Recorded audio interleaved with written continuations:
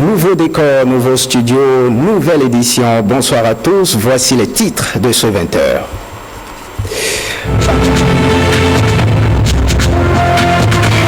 De dimension à travers sa rentrée audiovisuelle. Le lancement a eu lieu aujourd'hui en présence du ministre de l'économie numérique.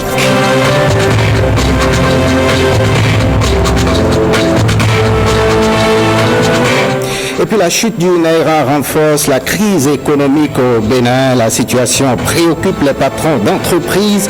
Une séance de réflexion est initiée dans ce sens.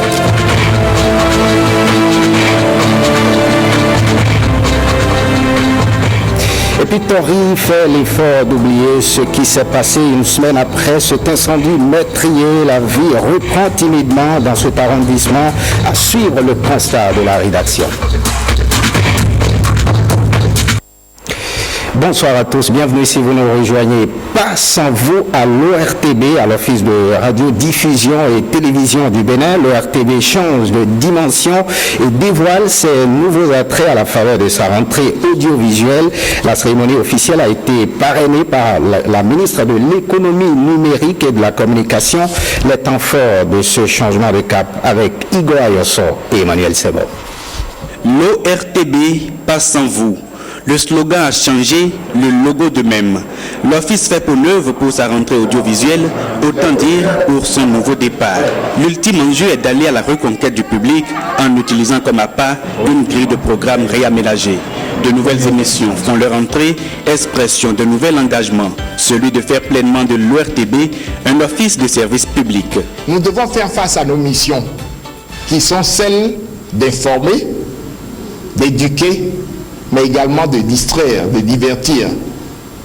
Et voilà pourquoi nous voulons que la production investisse à nouveau les programmes de l'ORTB. Voilà pourquoi nous voulons que nos micros et nos caméras aillent au plus profond du pays. L'ORTB, une chaîne identitaire. La radio nationale en donne déjà l'illustration, surtout avec Radio à la FIA au service de la promotion culturelle. Du lundi au vendredi, une nouvelle voix réveillera les auditeurs, celle de Charles Andy Adjadomu, qui donnera vie au programme à travers la matinale dénommée le 6-9 de Charles Andy. Radio Bénin renaît avec d'autres émissions telles que Suivez le guide, Allô les communes et Radio Libre. 6h, 13h, 19h et 22h30 sont désormais les grands rendez-vous de l'actualité. Grain de soleil sera la matinale sur Atlantique FM qui étoffe également son programme avec le magazine Opportunité et J'aime pas ça. Tout le monde attend pour voir ce que la télévision nationale va montrer.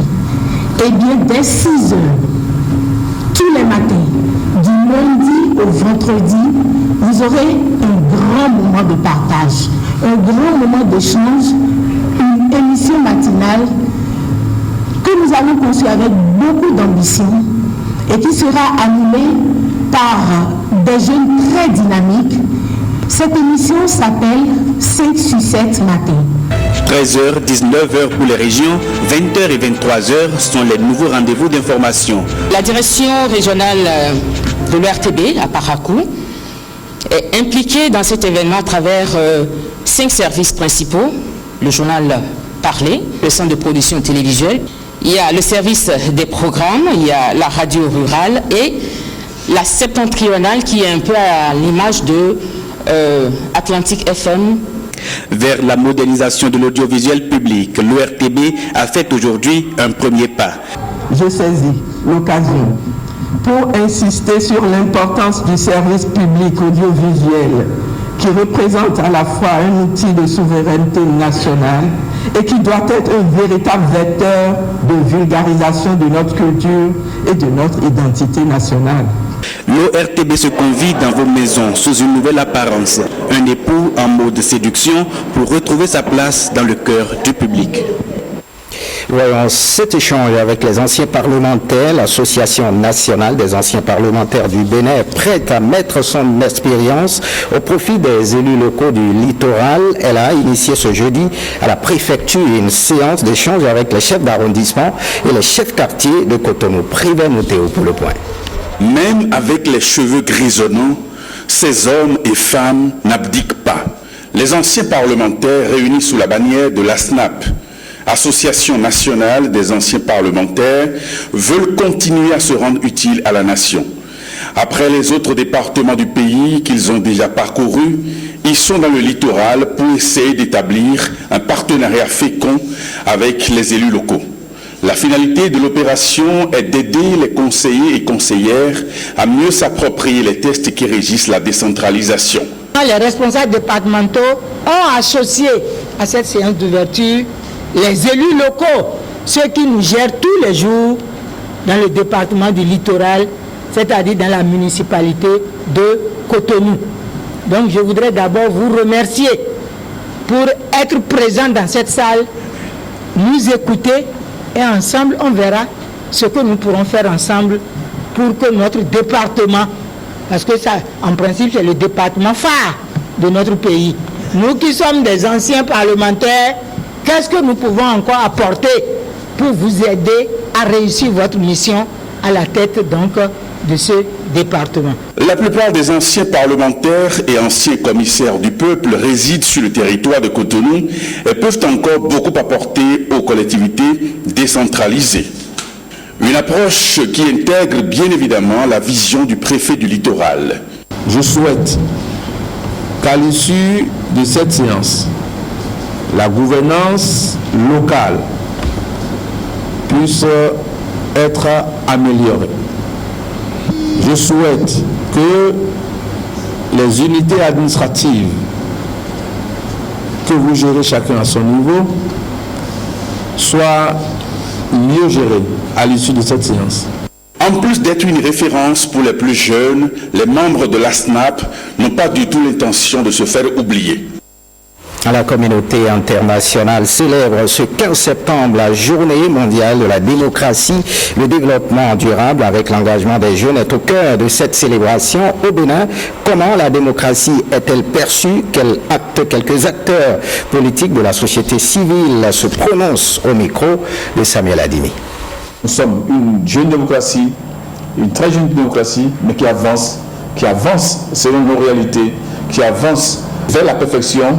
Et je pense que si notre démocratie pouvait créer en même temps les germes pour que, parallèlement à son avancée, on puisse faire avancer le pays sur le plan économique, on a réussi quelque chose de bien pour le Bénin, pour notre peuple, parce que c'est de ça qu'il s'agit. Je trouve que c'est très bien que le thème de cette année soit consacré à la démocratie et à la jeunesse. Nous avons besoin aujourd'hui que la jeunesse, celle-là qui sera au pouvoir demain, que cette jeunesse s'implique davantage dans la démocratie, mais tout en ayant l'idée que la politique ne doit pas être, n'est-ce pas, ce cadre où on y entre pour s'enrichir. Non, on y entre pour se sacrifier, pour se donner, pour se mettre au service de la nation. Depuis 1990 que nous sommes allés à cette fameuse conférence des forces vives de la nation,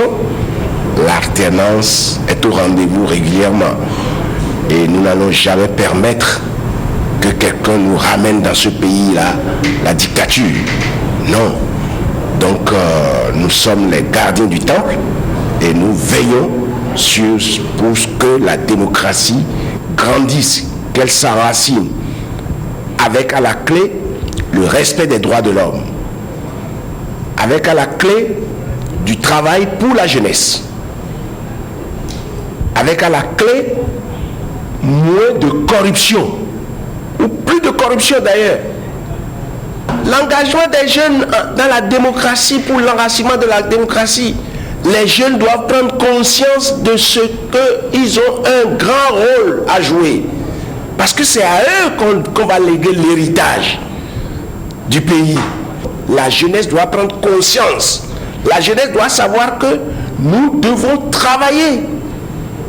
La jeunesse doit prendre conscience de son rôle dans la société.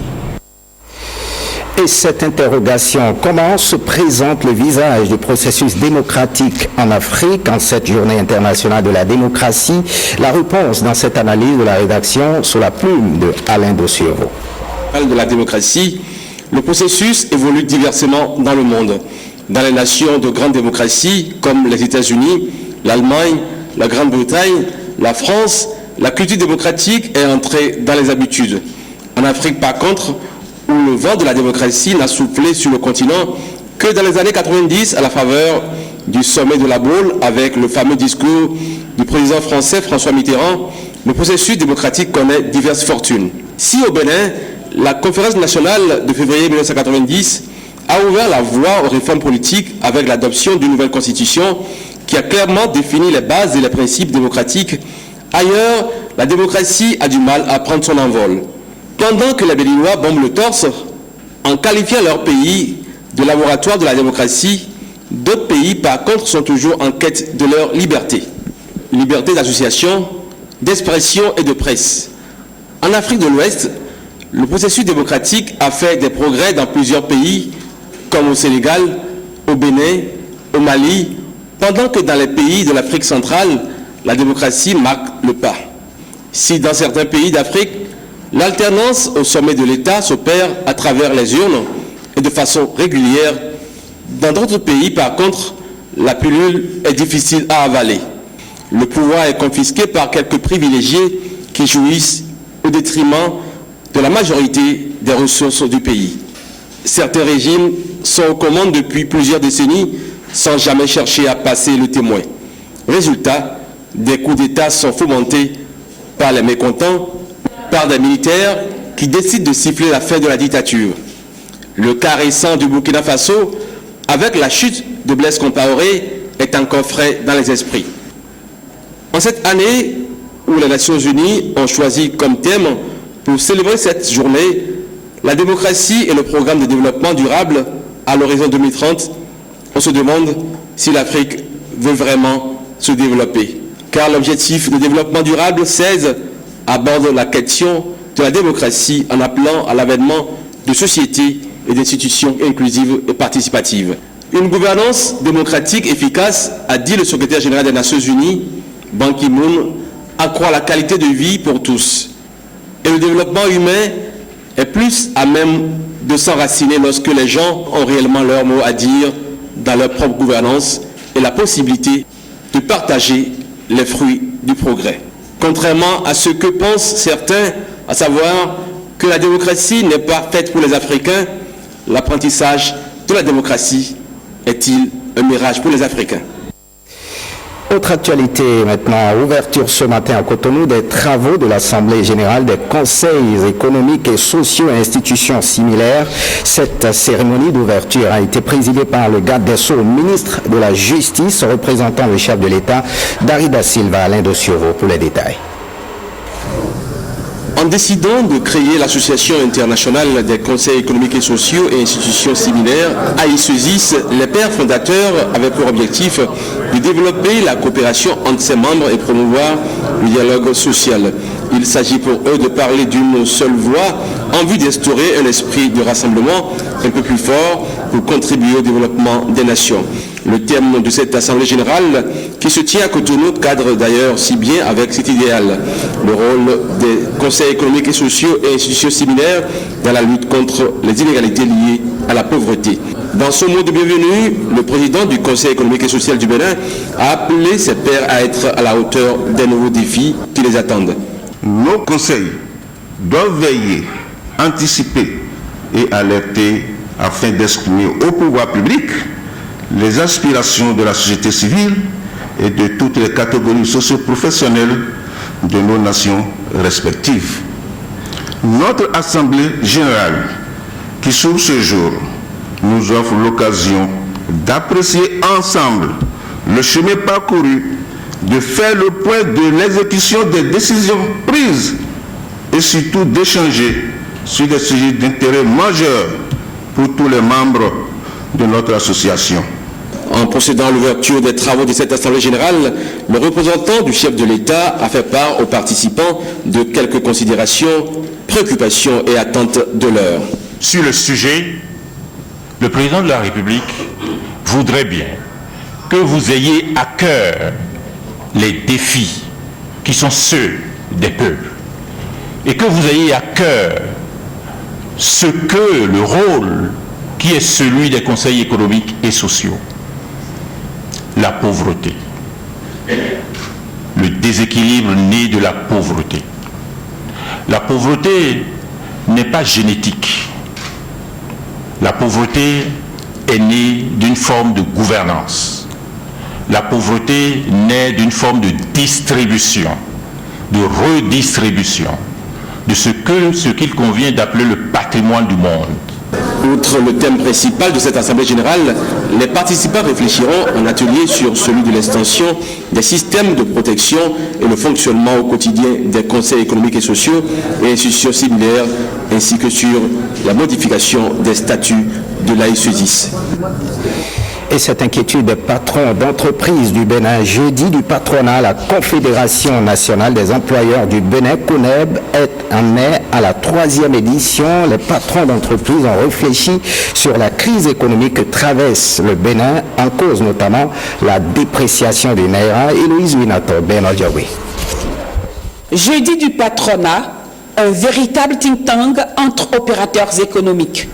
Cette 3e édition, organisée par la Confédération nationale des employeurs du Bénin, CONEB, a axé ses réflexions sur la crise monétaire au Nigeria et son impact sur l'économie béninoise. Le diagnostic révèle que la dépréciation du Naira a des conséquences certaines sur le coût de vie au Bénin. Près de 80% de nos collègues, confrères, travaillent avec le Nigeria et que cela semble être un coup dur pour la plupart de ces personnes. Le coup dur au niveau de la banque, parce que nous avons des stocks qui sont là et qui ne sont pas vendus, qu'il faut gérer. Nous avons de la production animale, nous avons de la production agricole qui aujourd'hui ne peuvent pas être vendus compte tenu de la faiblesse du pouvoir d'achat des Nigérians. La crise est donc réelle.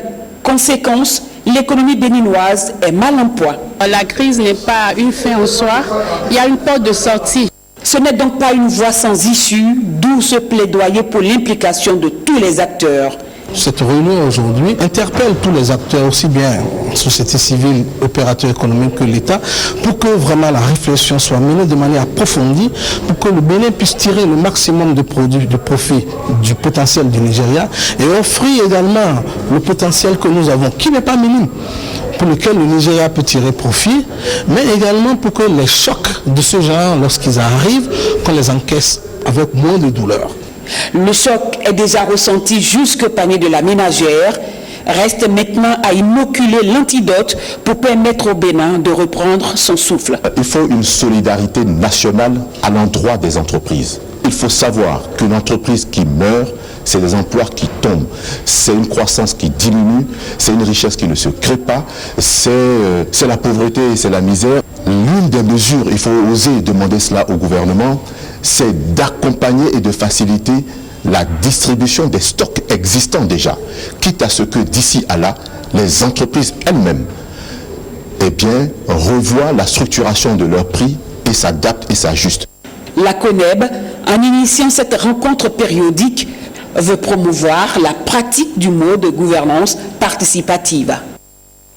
Santé à présent, limitation des évacuations sanitaires du Bénin à l'étranger, rôle des formations sanitaires privées, c'est le thème de la rencontre d'échange avec les professionnels de la santé ce matin à Cotonou. Côté Areko et Corinne Diogo pour d'autres détails. Rendre disponibles des équipements médicaux de meilleure ratio qualité tout en sécurisant les investissements par un service après-vente efficace, c'est la préoccupation du général d'équipement et technologie JET Médical en abrégé.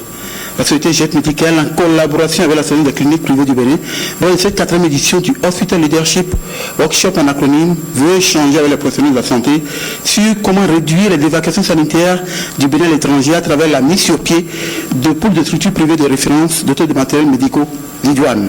Qui parmi nous est heureux d'être obligé de se faire soigner à l'étranger, de faire un voyage de 6 heures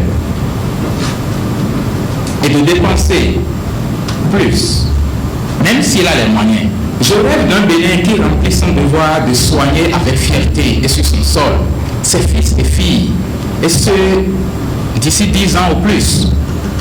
Mais c'est aujourd'hui qu'il faut se mettre en action. Cette ambition de jouer sa partition dans le développement du secteur de la santé est salutaire, parce que c'est effectivement ensemble que nous pouvons et devons travailler en vue de l'amélioration de notre système de santé.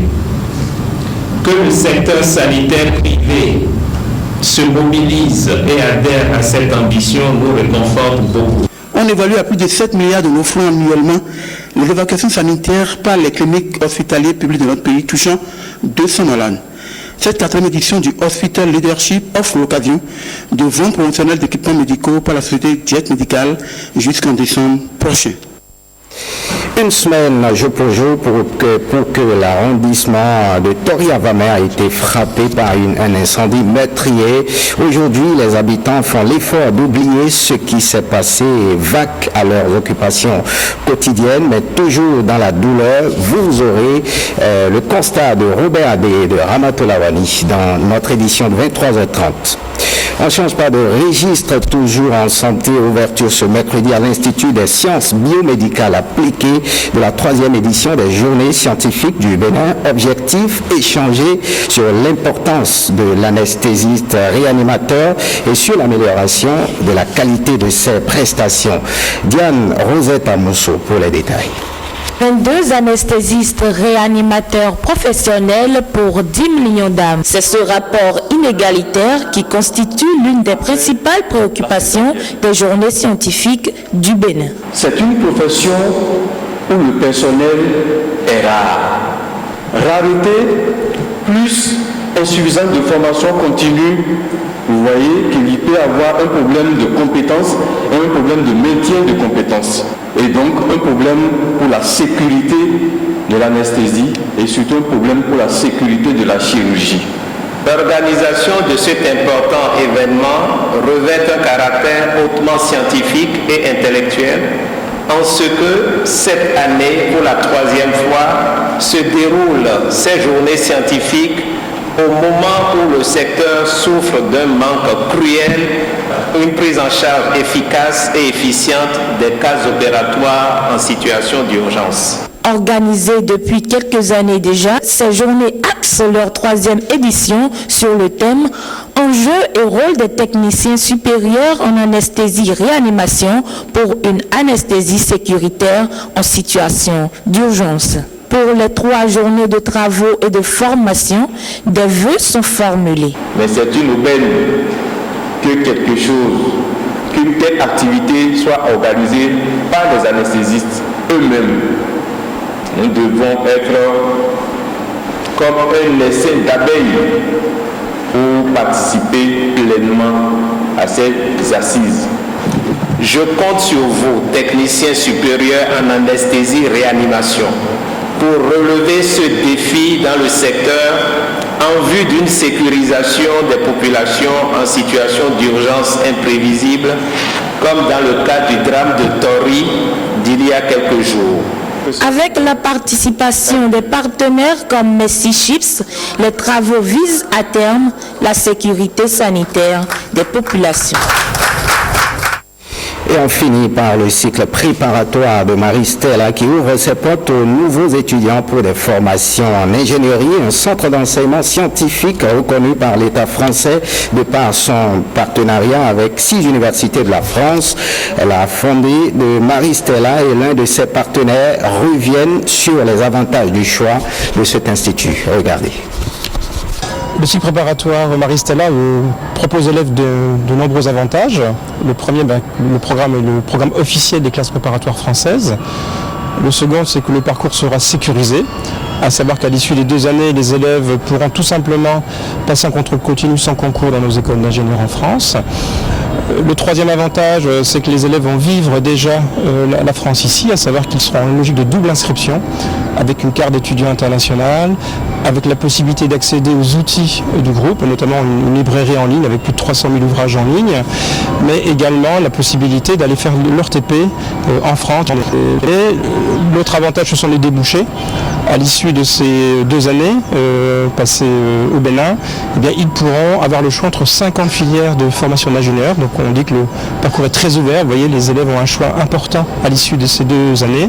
Donc je ne vais pas citer les 50 domaines, mais on peut par exemple évoquer la mécanique, la chimie, l'informatique, la robotique, mais également tout ce qui concerne l'innovation dans le textile, la mécatronique, l'entrepreneuriat, l'ingénierie médicale et santé, banque, finance, assurance. Donc vous voyez des domaines extrêmement nombreux pour permettre à chaque jeune de construire son projet personnel et professionnel.